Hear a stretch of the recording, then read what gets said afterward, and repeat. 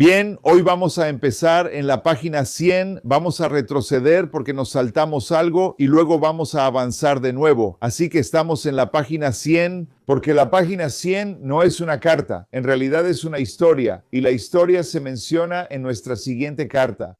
Así que primero quería repasar la historia para que sepamos a qué se refiere el Rebbe. Bien.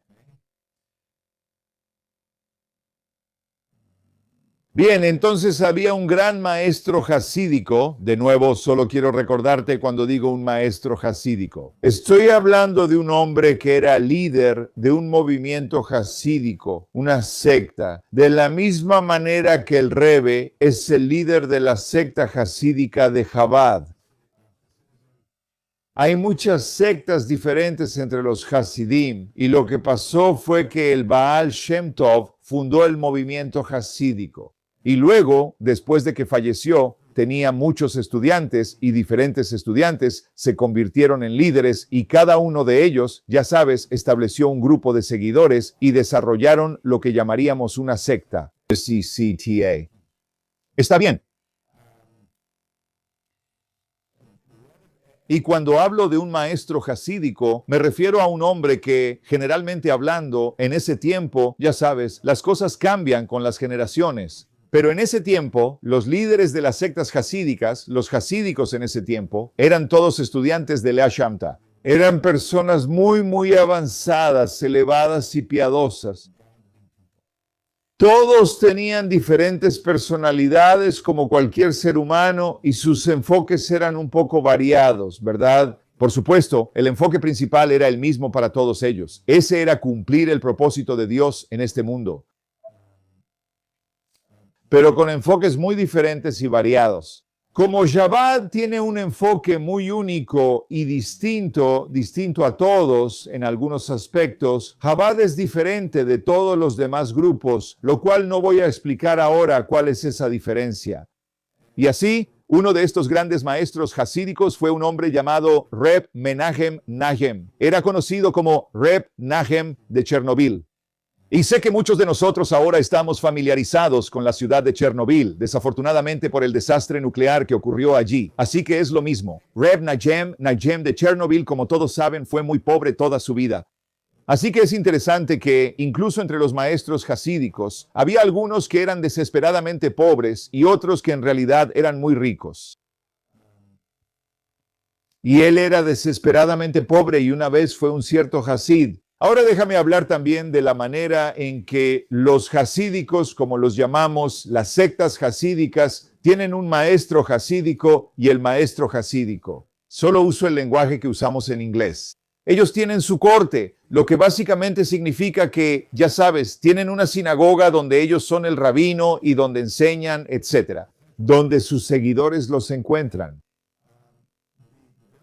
La tradición en las comunidades jasídicas es que cuando un judío jasídico viene a encontrarse con su maestro, su Rebbe, el maestro jasídico, le entrega una nota que en hebreo llamamos un pan, que es exactamente lo que hacemos para aquellos de ustedes que tal vez hayan hecho esto. Cuando vamos al Ohel, a la tumba del Rebbe, le escribimos una carta al Rebbe. A eso lo llamamos en hebreo un pan, que en realidad pan son solo dos letras. Painun, que significa Pidyon Nefesh, redención del alma.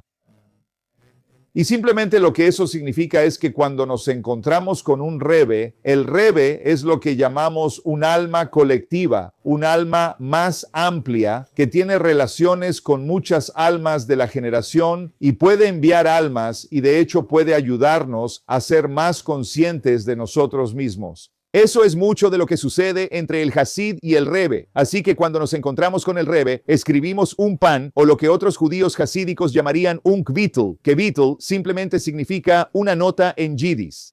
Y junto con eso, también damos algo de dinero para tzedaká, para caridad, así que cualquier cantidad no tiene que ser grande o pequeña. Tenemos la costumbre, cuando vamos al Ohel también, de poner al menos algo en la caja de tzedaká cuando salimos del Ohel. Así que ese es el trasfondo de lo que va a suceder en esta historia, como empezarás a entender. Así que una vez, cierto Hasid le trajo un regalo de 300 rublos en billetes, el equivalente a 100 rublos de plata, Así que una vez tuvo un seguidor adinerado que vino a verlo, habló con él y le pidió bendiciones y orientación, sea lo que sea, y le dio una cantidad tremenda de dinero, no lo sé. Parece que 100 rublos de plata era mucho dinero, así que le dio mucho dinero. La familia del tzadik ahora era diferente. No era como en Estados Unidos, era Rusia. Así que no había una organización 501c3. No estás haciendo un cheque a la organización, ¿verdad? Le estás dando efectivo al rabino. Eso es lo que él estaba haciendo. Está bien. Y la familia del tzadik, la familia de Reb Nayem de Chernobyl y su asistente personal. Él tiene un asistente personal. Llamaremos a Mukurvaki. Yo solo diré el Gabay, como normalmente lo hacen. Todos estamos muy contentos. Sin embargo, cuando se enteraron de esto, se enteraron porque realmente sucede en privado, pero lo entendieron, probablemente. El asistente, el Gabay, entre citas, entró y o el Rebe le dijo o vio el dinero sobre el escritorio del Rebe, así que lo entendió. Entró mucho dinero y estaban muy felices. ¿Por qué? Porque estaban profundamente endeudados, apenas tenían dinero para poner comida en su mesa y ahora iban a tener unos meses de respiro. Por eso estaban felices. Algo que realmente, gracias a Dios, ninguno de nosotros puede realmente entender, porque gracias a Dios no experimentamos esa pobreza. Por fin ellos estarían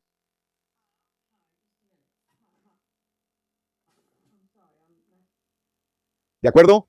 Así que por fin podrían deshacerse de las enormes deudas que debían por pan, carne, pescado y demás.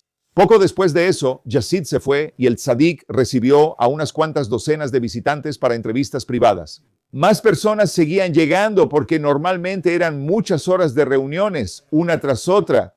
Y luego hizo una pausa para rezar el servicio de Ma'ariv, el servicio vespertino. Después se encerró solo en su estudio por un tiempo. Finalmente abrió la puerta y pidió ver a uno más de los Hasidim con quien ya había hablado esa noche. Dijo que quería ver a uno de los Hasidim con quien ya había hablado. Y después reanudó la serie de consultas privadas que continuaron hasta altas horas de la noche y luego siguió con las citas regulares durante la noche. Cuando el último visitante se había ido, el Gabay, mencionado anteriormente, quien era responsable de los gastos del hogar y cuyo trabajo era asegurarse de que la casa funcionara, fue a ver al tzadik para recibir el dinero necesario para saldar las cuentas. De hecho, tan pronto como se enteró de los 300 rublos, preparó una lista de todos los acreedores y calculó cuánto podría darles ahora a cada uno de ellos. En parte, ya estaba pensando en cómo gastar los 300 rublos para pagar al menos algunas de las deudas que debían. Reb Nayem entonces abrió el cajón de su mesa en el que solía guardarlos. Se llama Maimud, el dinero de Maimad, que los Hasidim se ofrecieron a darle para el sustento de su hogar. El dinero que estaba destinado a la caridad se guardaba en un cajón separado para prevenir la más remota posibilidad de confusión entre los dos. Así que había diferentes tipos de dinero que se recolectaban. Había dinero que la gente daba específicamente para la casa del rabino y había dinero que la gente daba específicamente para dar a la caridad. Y él los mantenía separados, por supuesto, para que no hubiera ninguna confusión. Al mirar dentro del cajón, el Gabay vio unas cuantas monedas de plata y varias monedas de cobre, pero no había rastro de los billetes. El Gabay nota de pronto que solo quedan unos dólares. Los rublos han desaparecido. Estaba perplejo de que el tzadik le dijera que tomara todas las monedas que veía, así como 3 monedas de oro que encontró entre ellas. Cuando el Gabay las contó todas, sumaban casi el valor de 100 billetes. Se quedó quieto en un silencio incuestionable. No tuvo el valor de preguntar por el destino de los 300 rublos, pero tampoco sabía qué hacer por la familia que le pesaba en el corazón. Él era responsable de los gastos del hogar. Había visto entrar mucho dinero y de repente el dinero ya no estaba. Al ver su tristeza, el tzadik le preguntó, ¿por qué te ves así? ¿Acaso Dios, el mismo Dios que provee pan a todas las criaturas, no nos ha mostrado en su bondad amorosa, en su generosidad inmerecida? ¿No nos muestra Dios generosidad inmerecida al asegurarse de que siempre tengamos lo que necesitamos? Observa cuántos hermanos de distintos lugares trabajaron y se esforzaron para darnos esta suma. Hay personas que trabajan muy duro todos los días y nos trajeron este dinero. Aunque el Gabi ciertamente era digno de la confianza que implicaba su posición discreta, ya no pudo contenerse. Las muertes y la privación en el hogar del Rebe le angustiaban, y de su dolor sus palabras surgían sin artificio. Pero ¿dónde están los 300 rublos que trajo ese Hasid? Esa suma, junto con esta, podría habernos ayudado a pagar algunas de nuestras deudas.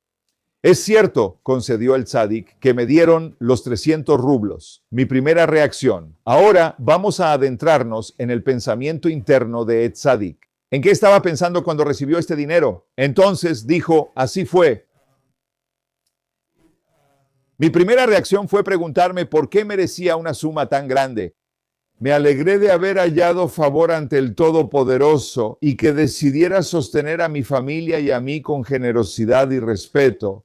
Primero dije, ¿por qué Hashem me bendijo con tanta abundancia? Y luego dije, te agradezco, Hashem, de verdad, por ser tan generoso conmigo. Pero luego reflexioné un poco más profundamente sobre el tema y me sentí angustiado. Si Dios me hubiera dado beneficios materiales en vez de espirituales, me preocuparía que me estuviera recompensando con bendiciones materiales en lugar de espirituales. No cambiaría bendiciones materiales por espirituales. Entre los Hasidim que me visitaron poco después de que llegó ese regalo, hubo uno que me contó todas sus dificultades. Durante todo un año no había pagado las cuotas escolares al Muhammad local, que es el maestro local que enseña a los niños, quien no tenía dinero pero era piadoso y seguía enseñando a los pequeños. Con la esperanza de que algún día le pagaría lo que debía, el Muhammad, el maestro de los hijos de este hombre, siguió enseñándoles sin recibir pago, esperando que algún día el hombre le pagara.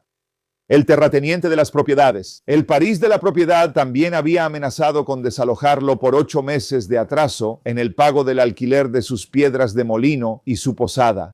Para empeorar la situación, ahora debía organizar la boda de su hija mayor. Así que tenía un seguidor que llegó después del adinerado que le dio los 300 rublos y dijo, número 1, no le pagué a mi Muhammad, el tutor de mis hijos. Número 2, el terrateniente al que le rento mi propiedad me está amenazando con echarme porque no le he pagado 8 meses de renta. Y número 3, tengo una hija que casar. ¿Cómo se supone que voy a sobrevivir a todo esto? Y esto, por cierto, era la vida clásica de los judíos en Europa, ya sabes, en esos días. Esto fue hace unos 250 años, a finales de 1700 o principios de 1800. Pensé que quizá el Todopoderoso me dio el privilegio especial de ser agente de la caridad, de una forma que me haría ganar méritos. Unas mitzvot tan grandes, tan importantes. Apoyar a los hijos en el estudio de la Torá, evitar que una familia quede sin hogar y ayudar a una novia pobre son 3 mitzvot principales. Y le pregunté cuánto necesitaba y la cantidad era exactamente la correcta. ¿Qué dijo el hombre? Él necesitaba 300 rublos.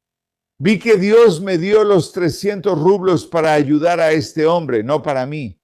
Pero entonces, una vez que había decidido darle los 300 rublos completos, me vino otro pensamiento a la mente. ¿Estaba bien darle todo a un solo hombre? Muchas personas me piden ayuda financiera. ¿Por qué darle todo el dinero a una sola persona? Tal vez debería repartirlo entre varias. ¿Cómo decides qué hacer? Una cantidad como esta podría aliviar al menos a 6 familias. Estaba molesto. Ambas opiniones parecían justas y equitativas y no podía decidirme entre ellas. Y fue entonces cuando me encerré en mi cuarto para poder sopesar ambos argumentos. Esa es la razón por la que se tomó un tiempo para sí mismo. Después de considerarlo, me di cuenta de que estos 2 puntos de vista provenían de esos 2 jueces diferentes que todos llevamos dentro, la buena inclinación y la mala inclinación, y que la opinión que proponía dividir la cantidad entre varias familias no venía de la buena inclinación, dijo él. Me di cuenta de que debía darle los 300 a este hombre, y esa era la voz de mi buena inclinación, y era mi mala inclinación la que me estaba diciendo lo contrario. No, compártelo con otros. ¿Cómo lo supe? Porque si esto y esto es la gran lección, si esta hubiera sido la opinión de la buena inclinación, entonces en cuanto el dinero llegara a mí, él debería haber expresado su opinión de la siguiente manera. Nahem, aquí tienes. Te han dado 300 rublos, tómalos y divídelos en 6 partes. Da 5 a los necesitados y quédate con una para ti. Pero la buena inclinación no dijo nada, sino hasta que el Todopoderoso me dio el privilegio de escuchar a la buena inclinación y decidir hacer lo correcto. Solo entonces ese otro pequeño listo Eso es un eufemismo para mala inclinación. Vino y me habló con astucia. Por lo tanto, seguí el consejo de la buena inclinación, llamé a ese Hasán y le di los 300 rublos. Dice que la gran lección, según el Rebbe en una carta, es que él sabía que fue la mala inclinación la que le sugirió dividirlo entre 6 personas. Porque la mala inclinación no dijo nada hasta que él estuvo dispuesto a hacer algo muy bueno. Y entonces de repente la mala inclinación viene a detenerlo de hacer esta cosa realmente buena. Mira, hasta que decidió darle los 300 rublos a esta persona, la mala inclinación no dijo ni una palabra sobre los 300 rublos. En el momento en que decidió hacer algo bueno, la mala inclinación viene y dice, bueno, tal vez deberías hacerlo de otra manera. Y ese segundo pensamiento que está atacando a un buen pensamiento es una señal de que no es un pensamiento sano, no viene de un buen lugar. Esta es una lección muy poderosa que aprendimos de Reb Najem de Chernobyl. Así que ahora, con esto, vamos a saltar a la página 110. Un momento, saltemos a la página 112, carta 39. ¿Cuál es la pregunta? Bueno, esto me preocupa un poco.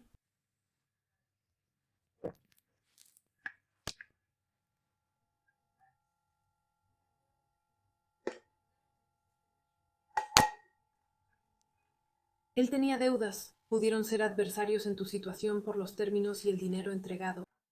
Y como líder de una comunidad, ¿no tiene que mostrar liderazgo en cuanto a pagar sus deudas?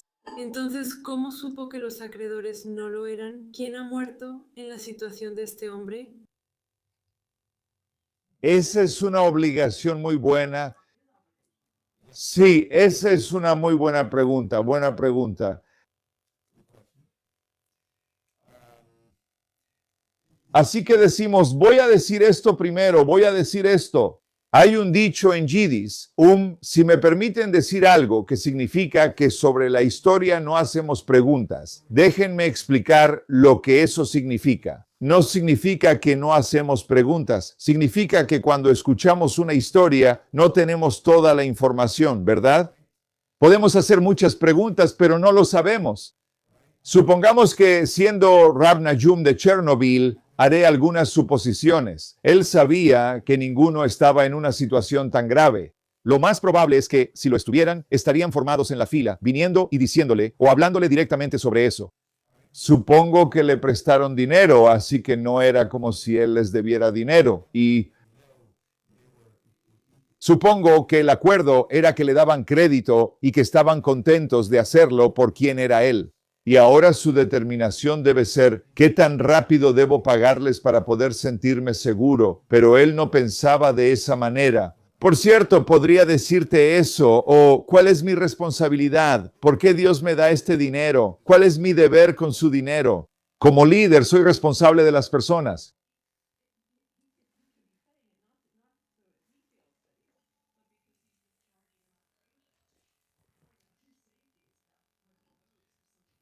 ¿Y cuándo vence esa obligación?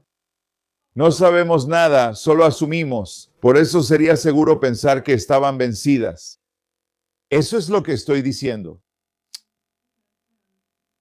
Por eso digo, si un Kashika Fregman Ishkenkash es solo porque no sabemos, pero confiemos. Si fuera Rab Nachum de Chernobyl, y por cierto, no estoy diciendo que no diría esto quiero ser claro sobre algo. No diría esto sobre cualquier rabino, ¿verdad? Pero estamos hablando de un gran maestro hasídico. Así que es una persona en la que tengo absoluta confianza, ¿verdad? Conozco las historias y todo eso. No digo que los rabinos tengan carta blanca, pero sí digo que cuando una persona es alguien que se ha ganado el respeto de miles y miles de judíos por la integridad que ha demostrado en todos los niveles de la vida.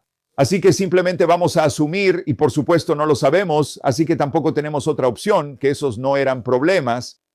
Ahora él solo intenta descubrir qué hacer. Lo importante es que no sabemos los detalles de la historia. En la mayoría de las historias, solo se busca extraer la idea principal que enseña, como enfatizará el Reb en la carta. Y eso es que la inclinación al mal generalmente aparece después de que decides hacer algo bueno y lo cuestiona. Esa es generalmente la manera en que actúa la inclinación al mal. Así que cuando tienes un buen pensamiento de hacer algo bueno y luego tienes un segundo pensamiento, ese segundo pensamiento es muy, muy cuestionable. es probable que surja un segundo pensamiento por la preocupación de haber hecho algo muy bueno en tu primer pensamiento. Y así, esa es en realidad una manera de guiarnos en la toma de decisiones, lo creas o no. Bien, ese es el punto, ese es el punto. Bien, así que ahora vamos a... Déjame hacer otro comentario, Roseanne. Entiendo lo que estás diciendo y no estoy en desacuerdo contigo en absoluto. Es solo cuestión de cuáles eran las circunstancias. Tengo un problema muy grande cuando, de hecho, hay, ya sabes, cuando, bueno, digamos, sé esto en el mundo de las organizaciones sin fines de lucro. Creo que esto es menos común que antes, pero solía ser frecuente, sobre todo en escuelas sin recursos para pagar a sus maestros. Y por lo tanto, los maestros iban como más o menos, se insinuaba, se mencionaba en esta historia, pero los maestros pasaban meses, ya sabes, algunos meses, sin recibir pago, aunque todos tenían familias y tenían que alimentarlas, etc. Y, ya sabes, y el dinero se destinaba a mantener la escuela en funcionamiento en lugar de pagarles a los maestros.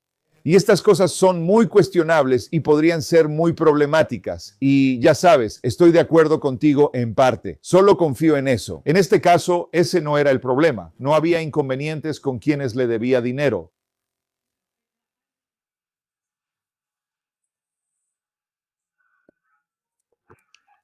Simplemente parece que hay algo ahí que le está jugando una broma a él. A menos que los hechos sean diferentes de lo que pensamos, entonces no creo que sean diferentes. Vamos a establecer los parámetros de la historia de forma equilibrada, lo cual es fácil de hacer. Y yo sugeriría que, debido a mi confianza en la persona de la que trata la historia, por eso lo haría sin dudarlo. Yo no haría eso. En general, los seres humanos son muy falibles, pero hay individuos distintos que han demostrado ser extraordinarios. Está bien. Vamos a la lección Carta 39, reconociendo los trucos de la mala inclinación. Así que ya ves la asociación entre esta carta y la historia. Esto se escribió en 1954.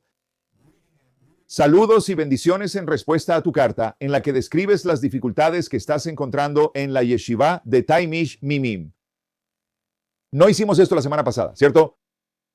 Pensé que tal vez lo habíamos empezado. Olvidé un segundo, tal vez es el siguiente. Sí, está bien, vamos a revisarlo. Entonces, este es Taimuchi. Tim quiere decir que soy yo. Puede que hayamos empezado la carta, pero si la anterior, lo siento, dame un segundo. De todos modos, teníamos una carta similar. Taimich Mimim es el nombre clásico de Chabad para la yeshiva de Chabad, así que aquí hay un tipo que entra a Taimich Mimim, a la escuela de Chabad, la yeshiva, y él estaba luchando, y supongo que probablemente estaba en la preparatoria, pero lo más probable es que incluso después de la preparatoria, en el colegio rabínico. O, dicho con mayor precisión, la falta de familiaridad que estás experimentando con el horario y los nuevos estudios. Muy bien. ¿No te conté la semana pasada el horario de estudio de mi hijo en la preparatoria? Sí, eso fue una introducción. Te di una introducción a esta carta. Así que creo que él venía de otra escuela, una yeshiva de divinidad que no era Chabad, ahora está entrando a Chabad y a la cultura. Quizá no conocía el horario de estudio y tenía problemas por eso. Seguramente estás familiarizado con la enseñanza de nuestros sabios en el Tratado Sukkah, que dice que la inclinación al mal de cada persona constantemente libra una guerra contra él, hasta el punto de que la propia Torá da testimonio de eso. Si no fuera por la ayuda de Dios, uno no podría superarla. Así que esto es algo muy fascinante. El Talmud dice que, por cierto, el Alta Rebbe y el Tanya, y vamos a estar discutiendo y aprendiendo sobre esto en las próximas semanas. En el estudio diario del Tanya se analiza cómo el mal, la inclinación es incesante, es implacable, nunca deja de desafiar a una persona. Y por eso siempre tenemos que mantenernos alerta y ocuparnos de hacer lo correcto. No solo eso, es tan incesante que la única manera en que podemos tener ventaja potencialmente, si elegimos hacer lo correcto, tenemos la ventaja. Para superar la mala inclinación, ahora somos más fuertes porque Dios nos apoya cuando nos esforzamos por ir en la dirección correcta. Eso es lo primero que el Rebbe le dice. De esto queda claro que si su inclinación ve eso, un joven que desea ser temeroso de Dios y quiere aprender, ha encontrado un camino que le permite avanzar, tanto en el temor al cielo como en la Torá. Estudia que cuando la mala inclinación ve que hay un joven que dio un paso para ser aún más temeroso de Dios y dar un paso mayor en su estudio de la Torá, ¿qué va a hacer? La mala inclinación inmediatamente buscará tácticas adicionales para interferir de cualquier manera posible y obstaculizar su nuevo camino. El Rebbe está diciendo algo muy poderoso aquí. El Rebbe está diciendo que en realidad solo está enseñando lo que dice el Talmud. En el momento en que la mala inclinación nos ve haciendo algo bueno, comenzará a oponerse de inmediato. Esa es la razón por la que, por cierto, algunas personas dicen, ya sabes, cuando tienen oposición o algo es difícil. Bueno, tal vez esto sea una señal de que no debería estar haciendo esto. Bueno, en realidad, tal vez sea una señal de que sí deberías hacerlo, ¿entiendes? Tal vez sea una señal de que sí deberías hacerlo. Por eso tienes oposición, el mal. Siempre repito una historia que escuché de un rabino de Chabad Shir, donde hizo este esfuerzo. Estoy bastante seguro, compartí esto con nuestra clase aquí, que él estaba, si no me equivoco, creo que estaba construyendo una mikve en Sudamérica. Él estaba tratando de emprender algo y estaba teniendo enormes dificultades, y el rabino seguía animándolo a continuar. Y luego, ya sabes, iba avanzando y de repente pasó algo de último minuto. Creo que fue algo del gobierno, detuvieron la construcción. Él dijo, esto es todo, ya tuve suficiente. Él se está rindiendo y la respuesta del rabá fue la correcta. Cuando finalmente estás a punto de lograr tu objetivo, la mala inclinación ve lo que estás a punto de lograr, que es algo enorme. Una mikve es una fuerza tan poderosa de divinidad, de espiritualidad, que él hace un último esfuerzo desesperado para detenerte. ¿Y ahora le vas a ceder? Ese fue el mensaje del Rebbe para él y ese es realmente el punto aquí. Así que, de nuevo, aquí es donde se forma una perspectiva tremenda. ¿Tengo un comentario? Sí, claro.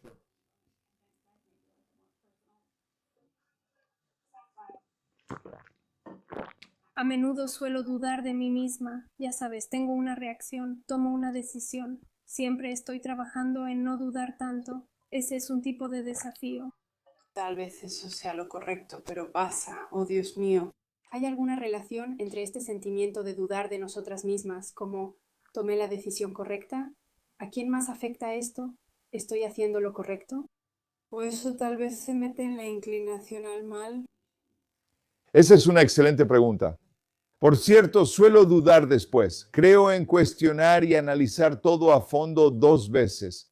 No sé si eso sea lo mismo que dudar después, más o menos, pero es, ya sabes, analizar todo a fondo quizás sea diferente a dudar, pero trato de ser honesto. Pero yo diría esto, diría que la mejor manera de poder determinar en cualquier situación si nuestras dudas vienen de la mala inclinación o no. Porque hay muchas probabilidades de que sí lo sea, aunque no es definitivo, ¿verdad? No es definitivo. Y la razón por la que digo que no es definitivo es porque ahora no somos personas tan alineadas divinamente. Cuando actuamos instintivamente de forma buena, suele ser nuestra buena inclinación, que pudo hacer que su voz fuera escuchada antes de que surgiera la oposición. Y ese es el punto aquí. Pero de todos modos, sabes, a veces también tenemos ideas egoístas. Y esa es la razón por la que diría eso. Una voz externa es muy importante. Y una voz externa básicamente es una voz que es objetiva.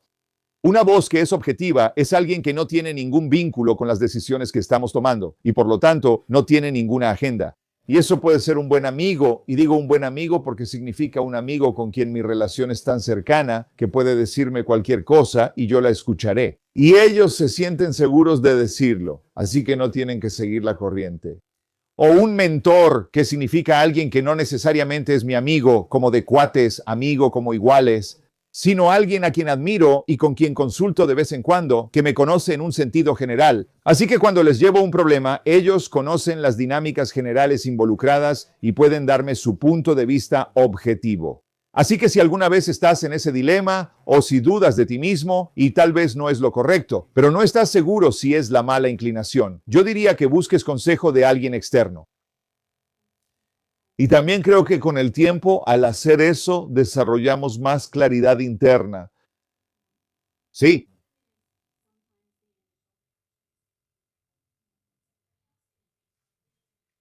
Correcto.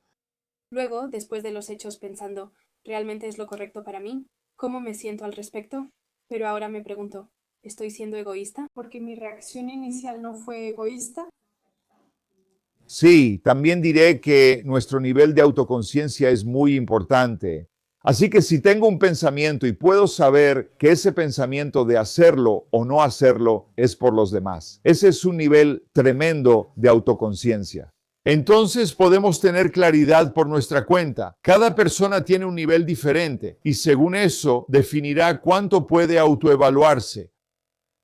Sí, y de nuevo diré también, sabes, yo diría que 9 de cada 10 de nuestros amigos, solo estoy diciendo ese número, no sé cuál es, pero 9 de cada 10 de nuestros amigos probablemente también están atrapados en lo que los demás van a pensar. Así que claramente no son personas a las que pueda acudir por consejo, ¿verdad? Así que tenemos que encontrar a esos amigos correctos que realmente sean las personas adecuadas, que puedan darnos una perspectiva objetiva.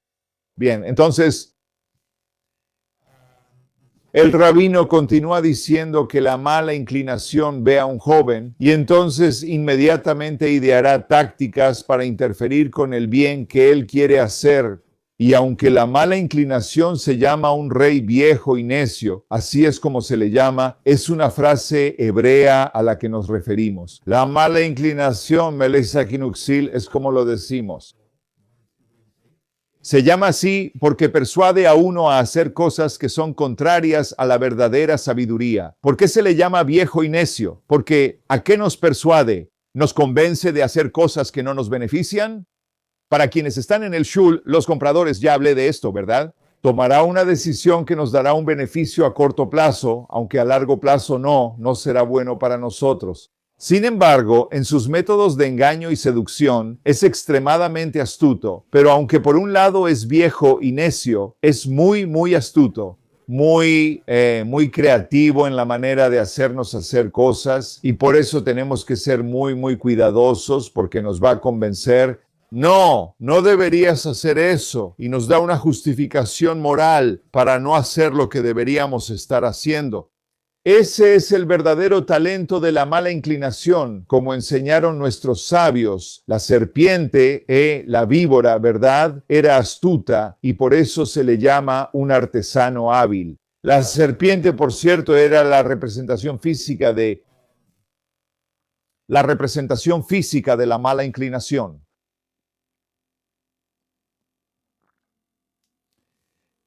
Como atestigua la Torá, ese es realmente un verdadero maestro de su obra. Obviamente, si a un joven que está esforzándose por seguir este camino se le dice, sabe eso. Si sigues este camino, casi seguro serás más temeroso de Dios y tendrás más éxito en tu estudio de la Torá. No te desanimarás de este camino. No solo no se desanimará, sino que aumentará sus esfuerzos. Entonces, el Rebbe está diciendo que si al joven que se esfuerza por seguir este camino, que es la persona a la que le está escribiendo, se le dice, debes saber que con casi certeza te volverás más temeroso de Dios.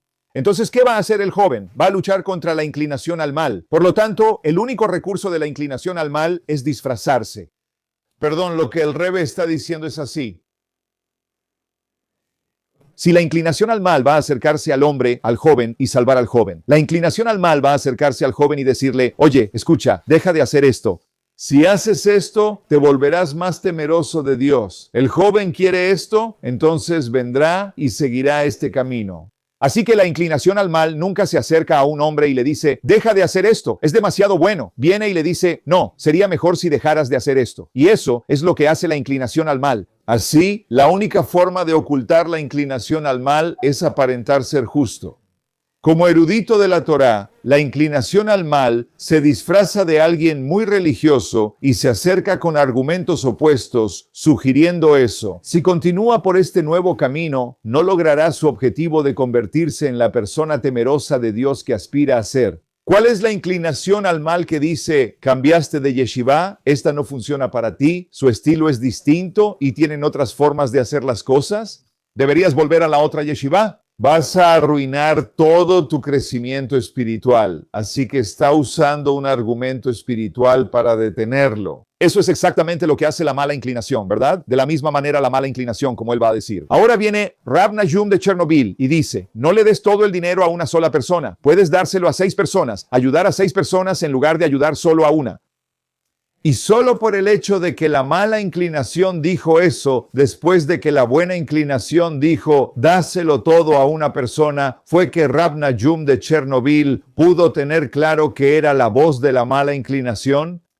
Como no hay perfección en el mundo ni en la creación, salvo Hashem, que es perfecto, siempre existirá algún lugar donde se perciba imperfección. Siempre habrá imperfección, así que siempre puedes decir, es imperfecto, deberías dejar de hacerlo. La manera de examinar lo anterior y determinar de qué lado vienen estos argumentos y preguntas se ilustra en la historia sobre el venerado rabino y erudito Ibn de Chernobyl. Como lo contó mi padre Müller, impreso en la charla de Pesaj, 1943, el punto principal es que si se debe priorizar el entendimiento sobre la acción, el Rebbe lo explica de forma algo distinta. De hecho, esto es contrario a la manera correcta en que se recibe la Torá. Lo explicaré en un segundo. Además, si estos argumentos interfieren con la participación de una persona en la mitzvah de la Torá o en la oración, ciertamente provienen del lado opuesto. Así que el Rebbe dice 2 cosas. Aprendemos de la historia de Reb Nahum de Chernobyl, que si una persona está lista para hacer una acción y ahora alguien viene con cálculos sobre esa acción, esos cálculos están equivocados. ¿Por qué? Al recibir la Torá, le dijimos a Hashem, Nacé, haremos, Benishma, después entenderemos. El entendimiento nunca puede preceder a la acción en el sentido de que si estoy en el sentido de deshacer lo que alguien quiere hacer, si el entendimiento está bloqueando la acción, es un problema. Si estaba listo para hacer algo bueno y alguien viene a discutir por qué no debo hacerlo, inclinación al mal. El segundo punto es si estas afirmaciones afectan al amán. Cualquier cosa que reduzca tu estudio de la Torá o las mitzvot también viene de la inclinación al mal. El Rebbe dice que al reflexionar, aunque sea poco, cada río y cada yeshiva tiene su propio camino. Entonces, seguramente una persona que se ha acostumbrado a su entorno anterior reconocerá desde el principio que en una nueva yeshiva como Temji Timimimim habrá cosas diferentes a lo que acostumbra y al inicio este cambio será un reto para su segunda naturaleza. Es obvio que llegas a un lugar nuevo, un entorno nuevo, un sistema nuevo, las cosas van a ser diferentes y te va a incomodar. Todo eso es normal, no es una razón para detenerse. Si se acerca a estos cambios con escepticismo, con preguntas y quejas, seguramente viene del lado opuesto, de la inclinación al mal. Pero en verdad es solo para que ocurra lo contrario, para que supere la inclinación al mal y haga lo opuesto de lo que ésta desea. Y estará motivado para perseverar en el estudio de la Torá y cumplir las mitzvot con gran vigor. No hay nada que se interponga en el camino de la voluntad de una persona, y Hashem le concederá éxito, con bendición para ser inscrito y sellado para un buen año. Esto es justo antes de Hashanah. ¿Estamos bien todos? Bien, vamos a nuestra siguiente carta. Esta es la carta 40 de apelación para construir un monumento del Holocausto en París. Bien, vas a recibir la perspectiva del Rebbe sobre en qué deberíamos enfocarnos nosotros como pueblo judío para avanzar al pueblo judío. ¿Dónde deberíamos invertir tiempo y dinero? ¿Qué hace que un proyecto valga la pena? A mi querido y estimado pariente Rabbi Itzhak Rabbi, saludos y bendiciones. He recibido su carta fechada el 23 de mayo, aunque algo tarde, junto con los anexos. Esto es 1952. Recuerdo lo que mi venerado suegro, el Rebbe, me dijo sobre el centro que usted estableció y el beneficio anticipado que podría surgir de él. Él también participó en este esfuerzo con su donación personal para apoyar este objetivo. Por lo tanto, no hay necesidad de mi aprobación. Si mi suegro, el rebe anterior, no solo te envió palabras de aliento respecto a tu proyecto, sino que también te envió dinero, no hay mayor apoyo ni aprobación que esa. Sin embargo, yo también, siguiendo al rey, es decir, siguiendo a mi suegro, expreso mi admiración por lo que se ha hecho al respecto. Desde nuestra oficina enviaré mi participación en las actividades del centro por 15,000 francos. Entonces, ¿está en Francia o en Alemania? Ni siquiera conozco a nadie. Nadie sabe. Frank. Oh, es Marx, dice Frank. Francia, está bien. Sobre tu carta acerca de erigir un monumento conmemorativo, la tumba de los mártires judíos desconocidos en París, ¿verdad? Muy bien, poner una tumba de los mártires judíos desconocidos en París. Entonces, ¿cuál es la opinión del Rebe sobre esto? Te pido disculpas por no compartir tu opinión, dice el Rebe. No estoy de acuerdo contigo en poner un monumento así. No puedo evitar imaginar cómo reaccionarían esos santos mártires que fueron asesinados santificando el nombre de Dios ante la propuesta de establecer un monumento en su memoria en el centro de París. Liderados por una asociación de personas justas, Hasidim en verdad, pero aún así, lo siento, sí, pero aún así justos entre las naciones, Hasidei Umot Haolam. Entonces, básicamente, ¿quién quiere poner esto? ¿Quién quiere poner esta tumba de los mártires judíos desconocidos? Ellos eran los Hasidei Umot Haolam, justos gentiles del mundo. Imagina que un grupo de gentiles propone poner una tumba de mártires judíos desconocidos en París. ¿No es hermoso? Y no son los judíos quienes la ponen, sino que incluso son los gentiles quienes la ponen. Entonces, ¿cuál es la opinión del Rebe? ¿Qué dirían los mártires? Esa es la pregunta del Rebe. ¿Cómo responderían a una propuesta así? Especialmente ahora cuando hay literalmente cientos, miles, incluso decenas de miles de mártires vivos, tanto conocidos como desconocidos, que necesitan desesperadamente sustento físico y aún más, que tienen hambre espiritual. El Rebe básicamente está diciendo que tenemos mártires vivos físicamente que necesitan lo básico para vivir y seguramente también tienen hambre de necesidades espirituales. ¿Deberíamos gastar dinero en un monumento? El principal obstáculo para satisfacer sus necesidades es la falta de recursos. Por lo tanto, si se recauda cualquier suma de dinero, surge inmediatamente la pregunta: ¿debería usarse para erigir una piedra? ¿Un monumento en una plaza pública prominente en París para que los transeúntes recuerden eso? ¿Que millones de judíos fueron asesinados por santificar el nombre de Dios? ¿O debería usarse para sostener la vida de aquellos que tienen hambre y sed, tanto en el sentido físico como espiritual? Y, por cierto, solo nota cómo el Rebe está diciendo personas que tienen hambre física y espiritualmente. En otras palabras, ambos son sumamente importantes. Y, como hemos discutido otras veces, se podría decir que el hambre espiritual es, en ciertos aspectos, incluso más crítica que el hambre física. En mi opinión, la respuesta es clara. Aunque construir un monumento puede justificarse, ayudar a los hambrientos se ha vuelto rutinario. Y no todos estarán inclinados a donar para ese propósito, mientras que un gran monumento en una ciudad importante, que será conocido por muchos judíos y no judíos prominentes, puede atraer a más participantes dispuestos. Aún así, es difícil justificar gastar miles de dólares en algo de piedra y tierra en una esquina de París. Miles de judíos en Tierra Santa y el extranjero claman por ayuda urgente. Reitero mi petición de perdón por no compartir su opinión y espero no ofenderlo. Con bendiciones y respeto para usted, su esposa y familia, queridos parientes, que vivan y estén bien. Así que realmente me resulta fascinante, por cierto, esto es muy revelador. Y aprendí esto del Rebe, que cuando decidimos dónde vamos a invertir nuestra energía y nuestros recursos, tenemos que preguntarnos, ¿esto está creando una impresión hermosa o está produciendo resultados concretos? El Rebe estaba muy enfocado en esto y por lo tanto el Rebe no se interesaba en muchas cosas que emocionan a la comunidad judía en general, porque el Rebe era al final del día un hombre práctico. Siempre repetía una Mishnah, una enseñanza de la ética de nuestros padres. Hamaisa Huayker, la acción es lo principal, el hecho es lo principal. Al final del día, ¿esto realmente va a servir al pueblo judío de una manera muy poderosa o no? Si no, es algo hermoso, pero no es lo que realmente va a ser útil y productivo. ¿Listos para la siguiente carta, todos? Bien, carta 41, la mitzvah marca la diferencia.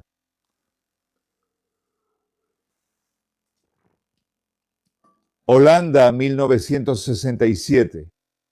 Saludos y bendiciones. Recibí tu carta. Como lo pediste, te recordaré en mis oraciones para que se cumplan los deseos de tu corazón para bien en los asuntos sobre los que escribes. En la medida en que todo lo relacionado con la Torá y las mitzvot está al nivel, la conducta diaria debe ir en aumento. Así que el Rebbe primero establece algo muy simple. La bondad siempre debe aumentar. Muy simple. Esta es una verdad que el Rebbe siempre tiene. Sabes, algo está vivo si crece. Si es bueno, siempre debe aumentar. Por eso el Rebbe siempre busca que aumentemos. Entonces, él dice que nuestra conexión con la Torá y las mitzvot a nivel diario debe aumentar. Confío en que este también sea tu caso, porque en gran parte es cuestión de voluntad y determinación. Principalmente es solo cuestión de querer y estar decidido. Como dicen nuestros sabios, esfuérzate y tendrás éxito. Él está citando una frase del Talmud, que por cierto es uno de los 12 pasajes de la Torá que el Rebbe quería que se enseñaran a los niños. Y eso es que si alguien dice, me esforcé, trabajé duro y no tuve éxito, no le creas. No es posible que alguien haya intentado y no haya tenido éxito. Así que si dicen, intenté y no tuve éxito, no les creas. Si alguien dice, no lo intenté, no puse ningún esfuerzo y tuve éxito, no le creas. No puedes tener éxito sin intentarlo. Y si alguien dice, intenté y tuve éxito, créelo, porque esa es la verdadera ecuación. Entonces él está diciendo que si una persona tiene voluntad y determinación y lo intenta, tendrá éxito. Independientemente de las diversas preguntas que tengas sobre el tema de emuná o fe, te sugeriría que leas el Kusari. ¿Alguien aquí ha estudiado el Kusari? El Kusari fue escrito, creo, hace aproximadamente 1000 años. Es un libro fascinante que contiene mucha filosofía judía y que aborda de manera muy sólida muchos temas de fe y los explica de forma muy clara. El Rebbe le sugiere leerlo, pues está disponible en hebreo e inglés. Le dará nuevas perspectivas y aclarará muchas de sus dudas. Obviamente es difícil discutir y explicar adecuadamente esas preguntas en una carta. El Rebbe escribe esto a menudo, que sabes que las grandes preguntas son muy difíciles de articular simplemente en una carta. Pero realmente no es necesario depender de la correspondencia, ya que puedes discutir estos temas con tu Rosh, Shiva o Mashbiya. Él dice, estás en la yeshiva, parece que eres un muchacho de yeshiva, y por lo tanto puedes hablar de esto con el director de tu yeshiva o tu mashbiar, tu consejero espiritual. Sin embargo, me referiré a un punto aquí, aunque tiene que ser breve, así que rebasa, haré un solo punto. La pregunta es esta, ¿qué diferencia puede hacerle a Dios si una persona cumple o no cumple sus mandamientos? ¿Qué dijo el Rebbe? ¿Qué le importa a Dios si enciendo o no las velas de Shabbat? ¿Es realmente tan crítico? Ahora podemos descartarlo muy fácilmente, ¿verdad? Y de manera conveniente. Como me salté una semana, ¿está bien? Lo haré la próxima semana, ya sabes, Purim, el próximo feriado es Purim. No escuché la Megilá, solo escuché la Megilá una vez, no la escuché esa noche. Ese día solo la escuché en la noche, o solo ese día. Está bien, eso está bastante bien. ¿De verdad es importante? ¿Cada mitzvah es tan importante? Entonces, el Rebbe dice que hay varias analogías para ayudar a explicar esta pregunta. Toma, por ejemplo, algo tan común como el dinero, como cuando uno hace una donación para Tzedakah. Puede que haga una diferencia para la persona promedio. Puede que realmente haga una diferencia para la persona promedio, ya sea que dé un golden o 100 golden. Pero para un multimillonario, ambas cantidades son irrelevantes.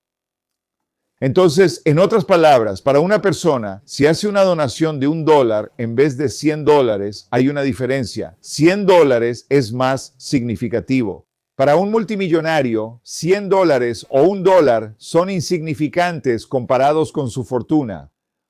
Sin embargo, si este multimillonario resulta ser un hombre de profundo conocimiento y sensibilidad, él considerará las cantidades de 1 dorado y 100 dorados. No en términos de su escala de valores y su importancia para él, el que da, sino más bien en términos de lo que representan para la persona necesitada que los recibe. Solo una persona egocéntrica verá el valor de lo que da basándose en lo que significa para él. Toda la idea de dar es que se lo estás dando a otra persona. Así que la pregunta es, ¿qué valor tiene para la otra persona? ¿Se lo estás dando a una persona pobre? Y hay una gran diferencia entre darle $1 y darle $100. Y el multimillonario que es, bueno, diré consciente, lo sabrá. Por esta razón, nuestros sabios de bendita memoria explicaron eso. A veces una sola pruta, que es como una monedita, un centavo, un níquel para tzedaká, en un caso particular puede ser más significativo que lo que se usa en otro. Que a veces una cantidad pequeña será más que una cantidad grande. ¿Por qué? Porque la cantidad pequeña va a una persona que está en la pobreza en comparación con una cantidad grande que va a algo grande, no sé, organización. Con un fondo de dotación, la cantidad más pequeña puede tener un impacto mucho mayor. De una manera algo similar, el creador del hombre, Dios, que conoce y entiende las dificultades que lo aquejan. Cada individuo evalúa una acción no en términos de su significado para él, sino en términos de su significado para la persona que la realiza. El Rebbe menciona este punto en numerosas ocasiones. Es una historia bien conocida donde un tipo, de hecho yo conozco, este tipo es un hijo. Un hombre fue con el Rebbe junto con su esposa y su suegro, y él vino como una especie de tipo que no soy religioso ni me interesa la religión. Pero su esposa estaba más interesada en el judaísmo, al igual que el suegro, que era un poco más tradicional como judío. Así que fueron con el Rebbe. Así que cuando iba a entrar al cuarto del Rebbe, el secretario del Rebbe le dijo: para entrar al cuarto del Rebbe, debes dar una nota con tu nombre y el de tu madre. Él dijo: solo soy el chofer, solo los traigo, no participo. El secretario del Rebbe dijo que no le importaba. Si ibas a entrar al cuarto del Rebbe, debías entregar una carta con tu nombre y el de tu madre, así que la entregó. Están en el cuarto del Rebbe mientras él revisa las notas de los tres. Y cuando llega a la nota de este tipo dice: ¿estás seguro de que no te falta un nombre? Él lo había olvidado, creo que era el segundo nombre de su madre o algo así. Y cuando el Rebbe le preguntó eso, él pensó y de repente recordó que su madre tiene un segundo nombre judío. Así que ahora sí, el Rebbe ya tenía su atención, ¿verdad? Él nota que no está ante alguien común. El Rebbe, sin conocerlo ni saber quién es su madre, sabía que el nombre no era correcto.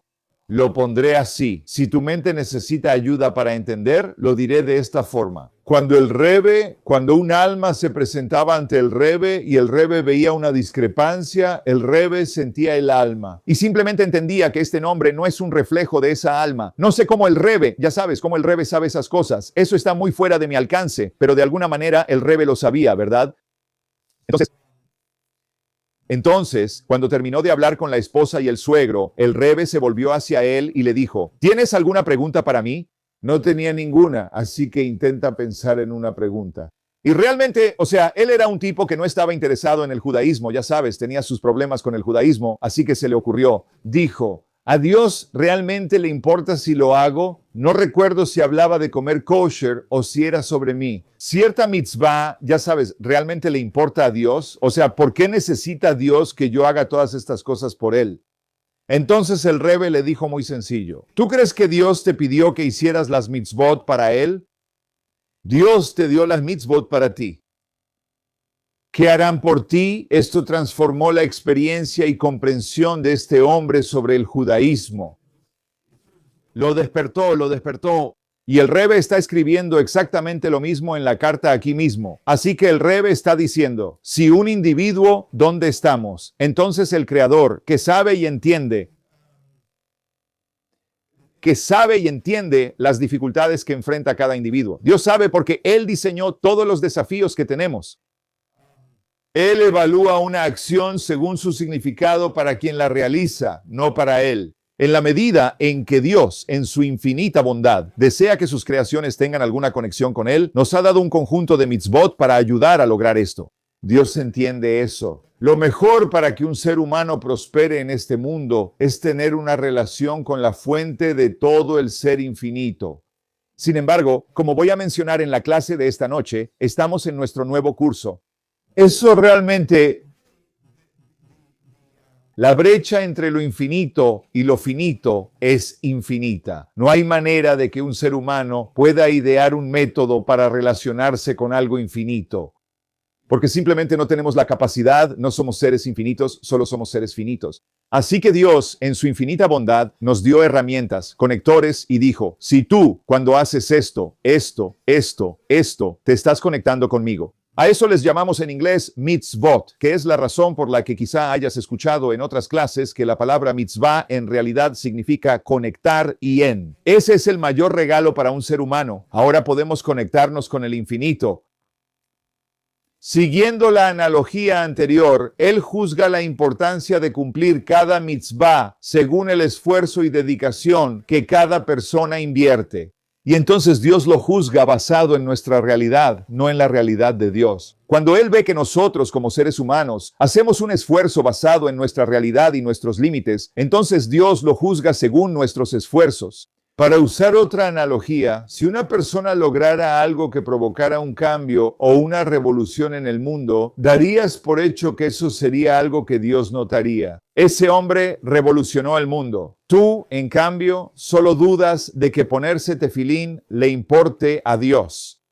Al ponerte el tefilín, haces una pequeña mitzvah como individuo, sin generar una revolución mundial. Te preguntas si esto tiene algún significado. Las mitzvot del tefilín, que se ponen en la mano izquierda frente al corazón y en la cabeza, el asiento del intelecto, tiene el significado de unir y armonizar el corazón y la mente de la persona al ponérselos. Y en cuanto al individuo, esto puede estar ocurriendo en una escala tan crítica y significativa para él como algún evento trascendental en relación con Dios. En otras palabras, lo que dice el Rebbe es que de la misma manera que alguien hace una revolución mundial, lo cual, por supuesto, es algo muy raro y lejano para que alguien lo haga. Quiero decir, ¿cuántas personas conocemos que hayan hecho una revolución así? Es algo muy extremadamente inusual, pero diríamos que eso es muy significativo para Dios. El tipo tuvo un impacto mundial, dice el Rebbe. Cuando un hombre se pone tefilín, está usando este ejemplo. Por supuesto, hay muchos ejemplos, pero un hombre se pone tefilín y une su mente y su corazón en alineación con Dios. Eso es una revolución en la vida de esta persona, especialmente cuando la persona no fue criada poniéndose tefilín y ahora toma la decisión de ponerse tefilín, ¿verdad? Y luego dice, lo voy a hacer todos los días. Eso es increíble. Eso es una revolución, así que Dios lo ve como una revolución. ¿Qué pasa si una mujer es invitada a encender las velas de Shabbat y cierra los ojos? Y tiene un momento de oración que nunca había tenido en su vida, porque nunca nadie jamás le había dado esta oportunidad, ¿verdad? Ese solo momento es un momento revolucionario y para Dios eso es una revolución. Ese es el punto que está haciendo el Rebbe. Entonces, otra de tus preguntas se refiere al hecho de que en una época en la que se nos obligaba a participar en disputas religiosas con no judíos, los judíos a veces informaban a sus adversarios no judíos que no debían explicar todos los dichos de nuestros sabios. Y te preguntas por qué esto podría haber sido, qué podría haber significado. Así que él está preguntando que hubo épocas hace 500, 670 años en las que los cristianos insistían en que los judíos debatieran con ellos para probar, querían demostrar que el judaísmo estaba equivocado. El problema con eso era que ponía a los judíos en una posición muy peligrosa, porque el hecho es que el judaísmo es correcto. Y el hecho es que los eruditos judíos son mucho más profundamente eruditos que los eruditos cristianos, quienes son relativamente superficiales en comparación con la profundidad de los eruditos judíos. Su comprensión de la Torá es una ínfima parte, literalmente, de lo que nosotros entendemos de la Torá, incluso un estudiante clásico de yeshiva. Y entonces lo que sucede es que te encuentras en una posición en la que tienes que levantarte frente a todos, frente a cristianos, frente a un rey muy a menudo y refutar el cristianismo. Ahora, imagina que ganas esa disputa. ¿Eso es bueno o malo para los judíos? Como decimos, es una situación en la que pierdes de cualquier manera. Si pierdes, pierdes. Si ganas, pierdes. Los judíos trataron de evitar esto y no responder algunas cosas, pero este estudiante de la yeshiva le pregunta al Rebbe por qué no respondieron. ¿Por qué dijeron que no estamos obligados a explicar? Eso suena a que no tienen explicación. La respuesta es que existe una prohibición de enseñar ciertos aspectos de la Torá a los no judíos, ya que no se nos permite compartir parte de ese conocimiento con ellos. En algunos momentos era demasiado peligroso declararlo abiertamente, por lo que se buscó otra forma de evadir preguntas cuya respuesta implicara transgredir ese isur. El Rebbe dice que, como señaló Elías, en ocasiones está prohibido enseñar ciertos temas a los no judíos, ya que no deben estudiar la Torá. Por lo tanto, la respuesta preferida era la afirmación de que había una obligación para el representante judío en la disputa de explicar todos los dichos de nuestros sabios, este isur, el Isra. La prohibición era particularmente estricta en relación con ciertos aspectos internos de la Torá, los llamados secretos de la Torá, las partes esotéricas de la Torá, muchas de las cuales están ocultas en varios dichos de nuestros sabios. En consecuencia, los rabinos que se vieron obligados a participar en las disputas eran especialmente cuidadosos de no revelar estos secretos a sus adversarios no judíos. ¿No indicas en tu carta a qué dicho en particular de nuestros sabios te referías cuando hiciste la pregunta anterior? Por lo tanto, es difícil entrar en detalles, pero sin duda entenderás cómo la explicación se aplica al dicho en particular que hizo necesaria la respuesta evasiva. Sugiero que revises tus tefilín. Es interesante. Cuando el Rebbe pedía revisar tefilín, casi siempre había algún problema. Si no se han revisado en 12 meses, además el Rebbe era un gran defensor. Que revisemos nuestros tefilín una vez al año, aunque según la halajá, la ley judía, no es necesario hacerlo. Una vez que un par de tefilín tiene establecido su posición. Como los revisamos una vez y son considerados kosher, asumimos que siguen siéndolo y no pensamos lo contrario. Sin embargo, los tefilín tienen un gran impacto y muchas bendiciones vienen de esta mitzvah. Por lo tanto, tratamos de que un escriba revise nuestros tefilín al menos una vez al año. Muy bien todos, y con esto concluimos. Que tengan un día fantástico.